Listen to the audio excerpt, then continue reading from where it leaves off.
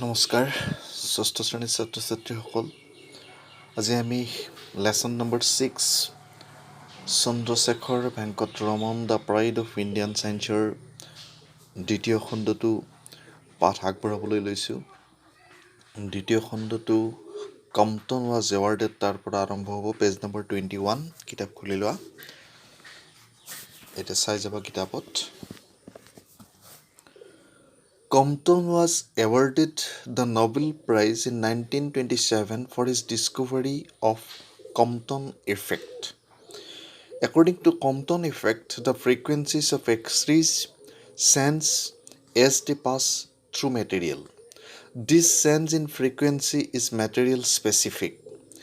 It struck Raman, and he began to think what happens to X-rays should also happen to light when it passes through a transparent medium. To test this hypothesis, Raman designed and constructed his own apparatus at a meager cost of just ₹200. Experimenting with it, he discovered the effect which was later called as Raman effect. It took Raman only 4 months of experimentation, and he announced in a conference of scientists in Bangalore. এতিয়া মই ইয়াৰ অৰ্থ সহকাৰে বুজাই দিছোঁ চাবা। Compton was awarded the Nobel Prizes in 1927. কম্পটনক Nobel প্ৰাইজেৰে সন্মানিত কৰা হৈছিল 1927 চনত for his discovery of Compton effect, কাৰণ তেওঁ কম্পটন ৰশ্মি আৱিষ্কাৰ কৰিছিল। একৰ্ডিং টু কম্পটন ইফেক্ট, এই ৰশ্মিৰ মতে দ্য ফ্ৰিকুৱেঞ্চিজ অফ এক্সৰেজ, ৰঞ্জন ৰশ্মিৰ এক্সৰে মানে হৈছে ৰঞ্জন ৰশ্মিৰ যি তৰংগ ফ্ৰিকুৱেঞ্চি চেঞ্জেছ পৰিৱৰ্তন হয় as they pass through a material, যদিহে তাক কোনোবা এটা পদাৰ্থৰ মাজেৰে পাৰ কৰি দিয়া হয় বা পদাৰ্থৰ মাজেৰে তাক পঠোৱা হয়। This change in frequency is material specific, আৰু এই পৰিৱৰ্তনটো হৈছে পদাৰ্থ অনুপাতে হয়। মেটেৰিয়েল স্পেচিফিক, বেলেগ বেলেগ পদাৰ্থ অনুপাতে বেলেগ বেলেগ হয়। ইট ষ্ট্ৰাক ৰমন, ষ্ট্ৰাক মানে আঘাত কৰা, খুন্দিওৱা। ই ৰমনক বাৰে বাৰে খুন্দিয়াইছিল। And he began to think, আৰু তেওঁ ভাবিবলৈ আৰম্ভ কৰিছিল। হোৱাট হেপেন্স টু এক্সৰেজ, ৰঞ্জন ৰশ্মিৰ ক্ষেত্ৰত কি হ'ব, should also' happen to light, বা পোহৰৰ ক্ষেত্ৰত কি হ'ব, when it passes through a transparent medium, যদিহে তাক কোনোবা স্বচ্ছ মাধ্যমৰ মাজেৰে পঠোৱা হয়। ট্ৰান্সপাৰেণ্ট মানে হৈছে স্বচ্ছ, যেনে ধৰা কাঁচ, পানী, এইবোৰ হৈছে স্বচ্ছ মাধ্যম। ইফালৰ পৰা সিফালে যিটো দেখা পায় সেইটোক স্বচ্ছ মাধ্যম বুলি কোৱা হয়, তাক ট্ৰান্সপাৰেণ্ট মিডিয়াম বুলি কোৱা হয়। টু টেষ্ট, পৰীক্ষা কৰিবলৈ, দিছ হাইপথেচিছ, এই অৱধাৰণাটো, হাইপথেচিছ মানে হৈছে অৱধাৰণা বা সত্য, এই সত্যটো প্ৰমাণ কৰিবলৈ ৰমন ডিজাইনড, ৰমনে ৰূপাংকন কৰিছিল। ডিজাইন মানে হৈছে ৰূপাংকন কৰা। এণ্ড কনষ্ট্ৰাক্টেড, আৰু সাজি উলিয়াইছিল হিজ অ'ন এপাৰেটাছ, তেওঁৰ নিজৰ সা সামগ্ৰীৰে। এপাৰেটাছ মানে তেওঁৰ নিজৰ ঘৰত যি সা সামগ্ৰী আছে সেইটোকে এপাৰেটাছ বুলি কোৱা হৈছে। অ'ন এপাৰেটাছ এট এ মিগাৰ কষ্ট, অতি কম খৰচত, অফ জাষ্ট ₹200, য'ত মাত্ৰ 200 টকা খৰচ হৈছিল। এক্সপেৰিমেণ্টিং উইথ ইট, ইয়াৰ লগত পৰীক্ষা নিৰীক্ষা চলাই, এক্সপেৰিমেণ্ট মানে পৰীক্ষা। হি ডিস্কভাৰ্ড, তেওঁ আৱিষ্কাৰ কৰিছিল, দ্য এফেক্ট, তাৰ ফল বা কাৰ্য, which was later called as Raman effect, আৰু পিছত যাক ৰমন ৰশ্মি বুলি জনা গৈছিল। ইট টুক ৰমন অনলি 4 months, আৰু এইটো কৰিবলৈ ৰমনক মাত্ৰ 4 মাহ সময়ৰ প্ৰয়োজন হৈছিল। অফ এক্সপেৰিমেণ্টেশ্যন, পৰীক্ষা নিৰীক্ষাৰ বাবে। এণ্ড এনাউন্সড, আৰু তেওঁ ঘোষণা কৰিছিল, ইন এ কনফাৰেন্স, এখন তেওঁ সভাত, কনফাৰেন্স অফ চাইণ্টিষ্ট, বৈজ্ঞানিকসকলৰ মাজত হোৱা এখন সভাত তেওঁ ঘোষণা কৰিছিল। ইন বাংগালোৰত তেওঁ ঘোষণা কৰিছিল about the discovery of Raman effect, Raman ৰশ্মিৰ আৱিষ্কাৰৰ বিষয়ে তেওঁ সদৰি কৰিছিল বা প্ৰকাশ কৰিছিল। The discovery was so' important, এই আৱিষ্কাৰটো অতি প্ৰয়োজনীয় আছিল, that the British government honoured him, আৰু যাৰ কাৰণে ব্ৰিটিছ চৰকাৰে তেওঁক সন্মানিত কৰিছিল with the title of sir, sir উপাধিৰে তেওঁক সন্মানিত কৰিছিল ইন 1929, 1929 চনত, and Nobel prize was awarded to him in 1934, আৰু ইয়াৰ বাবে তেওঁক 1930 চনত নবেল পুৰস্কাৰেৰে সন্মানিত কৰা হৈছিল। এতিয়া শেষৰ পেৰাগ্ৰাফটোলৈ আহা। আই like many other great man, মই বহুতো অন্যান্য ডাঙৰ মানুহ বা মহান ব্যক্তিক ভাল পাওঁ। Raman also' use to love children, আৰু সেইবোৰৰ দৰেই মোৰ বাক্যটো ভুল হৈ গৈছে, like many other great men, অন্য মহান ব্যক্তিবোৰৰ দৰেই Raman also' used to love children very much, ৰমনেও ল'ৰা ছোৱালীবিলাকক বহুত ভাল পাইছিল। He was often seen playing, কেতিয়াবা কেতিয়াবা তেওঁক খেলি থকা অৱস্থাত দেখা গৈছিল। টেলিং ষ্টৰিজ, কেতিয়াবা তেওঁ সাধু কৈ থকা বা গল্প কৈ থকা অৱস্থাত দেখা গৈছিল। And doing scientific activities with them, কেতিয়াবা তেওঁলোকৰ লগত বিজ্ঞানৰ কিছু সা সৰঞ্জাম লৈ কিছুমান কাৰ্য কৰি থকা দেখা গৈছিল। He breathed his last in the morning of 21 November 1970, তেওঁ 1970 চনৰ 21 নৱেম্বৰ তাৰিখে মৃত্যুবৰণ কৰিছিল। হি ব্ৰিথেড হিজ লাষ্ট, ব্ৰিথেড মানে উশাহ নিশাহ লোৱা, লাষ্ট মানে শেষ, গতিকে ইয়াত মৃত্যুবৰণ কৰা বুজাইছে। তেওঁ তেওঁৰ মৃত্যুবৰণ কৰিছিল 1970 চনৰ 21 নৱেম্বৰ তাৰিখে তেওঁ মৃত্যুবৰণ কৰিছিল। His mortal body is not with us today, আজি আৰু তেওঁৰ যি পাৰ্থিৱ শৰীৰ, মৰ্টেল বডি, এই পাৰ্থিৱ শৰীৰ আমাৰ মাজত নাই। বাট ইজ আইডিয়াছ, কিন্তু তেওঁৰ যিটো ধাৰণা, তেওঁ যিটো আৱিষ্কাৰ কৰিছিল, সেই আৱিষ্কাৰটো এণ্ড ৱৰ্কছ, আৰু তেওঁৰ কৰ্মৰাজি উইল ইনস্পায়াৰ আৱাৰ জেনেৰেশ্যনছ, আৰু আমাৰ প্ৰতিটো প্ৰজন্মকে ই ইনস্পায়াৰ কৰিব বা উৎসাহিত কৰিব ইন ফিউচাৰ, ভৱিষ্যতে। লেট আছ হোপ ডেট, এতিয়া আশা কৰোঁ যে মেনি চাইণ্টিষ্ট, বহুতো বিজ্ঞানীয়ে ফ'ল' হিজ ফুটপ্ৰিণ্টছ, তেওঁৰ পদাংক অনুসৰণ কৰিব, তেওঁৰ পথ অনুসৰণ কৰিব, এণ্ড ব্ৰিং লিউৰেলছ টু ইণ্ডিয়া, আৰু ভাৰতবৰ্ষলৈ জ্ঞানৰ পোহৰ কঢ়িয়াই আনিব। এইখিনি আছিল গল্পটোৰ যিখিনি চন্দ্ৰশেখৰ ভেংকটৰমণৰ জন্মৰ পৰা মৃত্যুলৈ এটা চমু অৱলোকন। ইয়াৰ পিছত কুৱেশ্যন এনচাৰখিনি আছে, তো তোমালোকক মই কুৱেশ্যন এনচাৰখিনি দি আছোঁ, তোমালোকে চাই যাবা।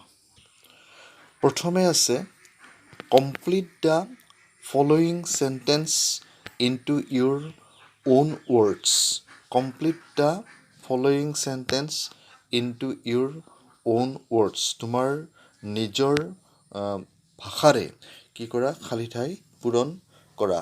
তাত প্ৰথমটো আছে the British government honour Raman with the title of sir because of the discovery of dash, তো উত্তৰটো হ'ব because of the discovery of Raman effect. এতিয়া 2 নম্বৰটোলৈ আহা। Raman's ideals and works will inspire our generations to come so' that খালী ঠাইত হ'ব so' that many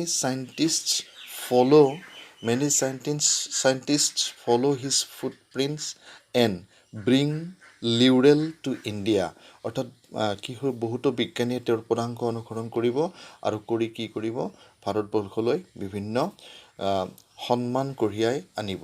এতিয়া 3 নম্বৰটো, ইয়াত প্ৰিণ্টত ভুলতে 2 নম্বৰ হৈছে, আচলতে এইটো 3 নম্বৰ হ'ব। Raman could get his first research paper published in London because, তেওঁ প্ৰথমখন যি গৱেষণা পত্ৰ সেয়া লণ্ডনৰ পৰা প্ৰকাশ কৰিছিল, লণ্ডনৰ পৰা। ইয়াৰ কাৰণ আছিল কি, at that time India was in the clutches of British, কাৰণ ভাৰতবৰ্ষ তেতিয়া ব্ৰিটিছৰ অধীনত আছিল, আৰু ভাৰতবৰ্ষত ইয়াক প্ৰকাশ কৰাৰ কোনো সুবিধা নাছিল। এতিয়া 4 নম্বৰ আহা। ৰমনছ mortal body is not with আছ, ৰমনৰ পাৰ্থিৱ শৰীৰ আজি আমাৰ মাজত নাই টুডে, বাট কিন্তু কি আছে, his ideals and works inspire our future generation. তেওঁৰ কৰ্মৰাজি আৰু তেওঁৰ যি আদৰ্শ, সেই আদৰ্শই আমাৰ ভৱিষ্যত প্ৰজন্মক উৎসাহিত কৰিব। এতিয়া আহা B number, answer the following question. Answer the following কুৱেশ্যনৰ কুৱেশ্যন এত আছে when and where was Raman born. কেতিয়া আৰু ক'ত ৰমনৰ জন্ম হৈছিল? তো উত্তৰ হ'ব ৰমন ৱাজ বৰ্ণ on November 7, 1888 in a small village of Tamil Nadu নিয়াৰ ত্ৰিচুৰাপল্লী। অৰ্থাৎ তিৰুচিৰাপল্লীৰ তামিলনাডুৰ তিৰুচিৰাপল্লীৰ এখন সৰু গাঁৱত 1888 চনৰ 7 নৱেম্বৰ তাৰিখে ৰমনৰ জন্ম হৈছিল। এতিয়া বি নম্বৰ প্ৰশ্নটোলৈ আহা। বি নম্বৰ প্ৰশ্নটোত আছে what was the reason of his keen interest in physics. তেওঁৰ পদাৰ্থ বিজ্ঞানৰ প্ৰতি ৰাপ থকাৰ কাৰণ কি আছিল? উত্তৰ The reason of his keen interest in physics was that his father, Mr. Chandrasekhar Iyer, was a professor of physics in a college in Visakhapatnam. অৰ্থাৎ তেওঁৰ দ্য ৰিজন, সেই কাৰণটো হ'ল অফ কিন ইণ্টাৰেষ্ট ইন ফিজিক্স, তেওঁ ফিজিক্সৰ প্ৰতি আগ্ৰহ থকাৰ কাৰণটো হ'ল his father was Chandrasekhar Iyer was a professor. তেওঁৰ দেউতাক এজন সেই পদাৰ্থ বিজ্ঞানৰ প্ৰফেচাৰ আছিল, অধ্যাপক আছিল in a college in Visakhapatnam. বিশাখাপট্টনমৰ কলেজ এখনৰ তেওঁৰ অধ্যাপক আছিল। তাৰপিছত আমি চি নম্বৰ কুৱেশ্যনটোলৈ আহিছোঁ। চি নম্বৰ কুৱেশ্যনটোত আছে what is Compton effect. Compton effect কি? তো এইটো কম্পটন ইফেক্টটো আমাক ইয়াতে দিছে, এইটো জানিবলৈ অলপ দীঘলীয়া হয়, তথাপিও আমি ইয়াত কিতাপত থকা অনুপাতে সেইধৰণে লিখিছোঁ। Compton effect is a scientific discovery. ই এটা বিজ্ঞানৰ আৱিষ্কাৰ বুলি ক'ব পাৰি। That was discovered by Raman, যিটো ৰমনে আৱিষ্কাৰ কৰিছিল। According to the Compton effect, এই ইফেক্টৰ মতে the frequencies of X-ray changes, ৰঞ্জন ৰশ্মিৰ তৰংগ গতি কি হয়? পৰিৱৰ্তন হয় as they pass through a material, যদিহে তাক এটা পদাৰ্থৰ মাজেৰে প্ৰেৰণ কৰা হয়। এতিয়া question number D, when and why was Raman given the Nobel prize. কেতিয়া আৰু কিয় ৰমনক নোবেল পুৰস্কাৰ দিয়া হৈছিল? আমি উত্তৰটো দিছোঁ যে Raman was given the Nobel prize for the discovery of the Raman effect in 1930। 1930 চনত ৰমনক কি কৰাৰ বাবে পুৰস্কাৰ দিয়া হৈছিল? Discovery of Raman effect. Raman effect বা ৰমন ৰশ্মি আৱিষ্কাৰ কৰাৰ কাৰণে তেওঁক নোবেল পুৰস্কাৰেৰে পুৰস্কৃত কৰা হৈছিল। তাৰপিছৰ ই নম্বৰ প্ৰশ্ন, write briefly about Raman's love toward children. ৰমনে যে ল'ৰা ছোৱালীবিলাকক ভাল পাইছিল, তো সেই বিষয়ে চমুকৈ লিখা। উত্তৰত আমি লিখিছোঁ Raman loved children very much.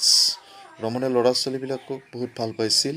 He was often seen playing, কেতিয়াবা তেওঁক সিহঁতৰ লগত খেলা দেখা গৈছিল। টেলিং ষ্টৰিজ, সাধু কোৱা দেখা গৈছিল। And doing scientific activities with them, আৰু কেতিয়াবা বিজ্ঞান সম্বন্ধীয় কিছু কাৰ্যকলাপো সিহঁতৰ লগত কৰি থকা দেখা গৈছিল। আৰু ইয়াৰ পৰাই বুজা গৈছিল যে ৰমনে ল'ৰা ছোৱালীবিলাকক বহুত ভাল পাইছিল। তাৰপিছত গ্ৰামাৰ এণ্ড ইউজেছ, গ্ৰামাৰ আৰু তাৰ ব্যৱহাৰ। প্ৰথমে আহিছে give opposite of the following words. তলত দিয়া বিপৰীত শব্দবিলাকৰ বিপৰীত শব্দ লিখা। তো বিপৰীত শব্দৰ উত্তৰকেইটা মই ইয়াতে দিয়ে দিছোঁ, তথাপিও তোমালোকক বুজাই দিছোঁ যে ব্ৰিলিয়েণ্ট। ব্ৰিলিয়েণ্ট মানে চোকা। তো আমি দুটা লিখিব পাৰোঁ। ব্ৰিলিয়েণ্টৰ বিপৰীত ষ্টুপিড লিখিব পাৰোঁ, মূৰ্খ। ষ্টাৰ্ট আৰম্ভ কৰা, এণ্ড শেষ কৰা। লেটাৰ সোনকালে, লেটাৰ পলমকৈ, আৰ্লিয়াৰ সোনকালে। লাইক ভাল পোৱা, ডিছলাইক ভাল নোপোৱা। য়ং ডেকা, অল্ড বুঢ়া। এভেইলেবল যথেষ্ট পৰিমাণে, আনএভেইলেবল একেবাৰে নোহোৱাৰ দৰে। গতিকে এইখিনি হ'ল এইটোৰ বিপৰীত শব্দ। তাৰপিছত আছে choose the correct words and fill in the blanks. শুদ্ধ শব্দবিলাক বাছনি কৰি খালী ঠাই পূৰণ কৰা। ইয়াত দুটা শব্দ আছে, ৰেইন আৰু reign. Tulsidas lived during Akbar's reign. এটা ৰেইন মানে পিছৰ প্ৰথম ৰেইনটো মানে বৰষুণ আৰু পিছৰ ৰেইনটো মানে শাসনকাল বুজাইছে। গতিকে তুলসীদাসে আকবৰৰ শাসনকালত জন্ম হৈছিল, সেইকাৰণে Tulsidas lived during Akbar's reign, REIGN এইটো শুদ্ধ হ'ব। বি নম্বৰটোলৈ আহা। The ship set ship dash at dawn. ৰাতিপুৱাই নাওখন নদীত সাঁতুৰি আছিল। দুটা শব্দ আছে ইয়াত, ছেইল আৰু ছেইল। ছেইল মানে উপঙি থকা আৰু ছেইল মানে হৈছে বিক্ৰী কৰা। ইয়াত নাওখন উপঙি থকা আয়াল হ'ব। The ship set sail at dawn. ৰাতিপুৱা জাহাজখন নদীত উপঙি উঠিছিল। Sea snakes live in this hole hole. WHOLE হ'ল মানে গোটেই আৰু HOLE হ'ল মানে গাঁত। তো সাপে ক'ত বাস কৰে? গাঁতত বাস কৰে। HOLE টো হ'ব snake live in hole. 2 and 2 make 4. ইয়াত দুটা শব্দ আছে। FOUR মানে হৈছে চাৰি আৰু FOR মানে হৈছে বাবে। 2 and 2 makes 4. দুয়ে চাৰি হয়, সেইকাৰণে FOUR সেইটো হৈছে। He is a man of principle. দুটা আছে, প্ৰিন্সিপাল PAL সেইটো হ'ল কলেজৰ অধ্যক্ষ, আৰু PLE প্ৰিন্সিপল মানে নীতি। গতিকে he is a man of dash, তেওঁ একজন নীতিগত মানুহ, গতিকে he is a man of principle পিছৰটো হ'ব। তাৰপিছত আমি 3 নম্বৰটো আছে মেটছ দ্য ফল'য়িং, তলৰবিলাক মিলোৱা। বেডমিণ্টন, চেছ, ফুটবল, ৰেচ, হকী আৰু ৰেচলিং এইকেইটা আছে। তো ইয়াত তোমালোকৰ আহিব কি যে বেডমিণ্টন কোৰ্ট, বেডমিণ্টনৰ লগত কোৰ্টটো হ'ব। তাৰপিছত তোমাৰ হ'ব চেছ বৰ্ড, চেছৰ লগত বৰ্ডটো হ'ব। ফুটবল ফিল্ড, ফুটবলৰ লগত ফিল্ডটো হ'ব। ৰেচৰ লগত কোৰ্টছ হ'ব, ৰেচ কোৰ্টছ। হকী গ্ৰাউণ্ড, হকীৰ লগত গ্ৰাউণ্ড হ'ব, আৰু ৰেচলিঙৰ লগত এৰেনা হ'ব। গতিকে এইখিনিয়ে আছিল এই গল্পটোৰ পিছত থকা গ্ৰামাৰখিনিৰ প্ৰশ্ন উত্তৰ। তো আজিলৈকে আমি সামৰিছোঁ। আটাইকে বহুত মৰম জনাইছোঁ, আৰু আজিৰ আমাৰ যি লেচন, এই লেচনটোৰ ইমানতে আমি সমাপ্ত বুলি ঘোষণা কৰিছোঁ। আটাইকে বহুত মৰম জনাইছোঁ। ধন্যবাদ, নমস্কাৰ।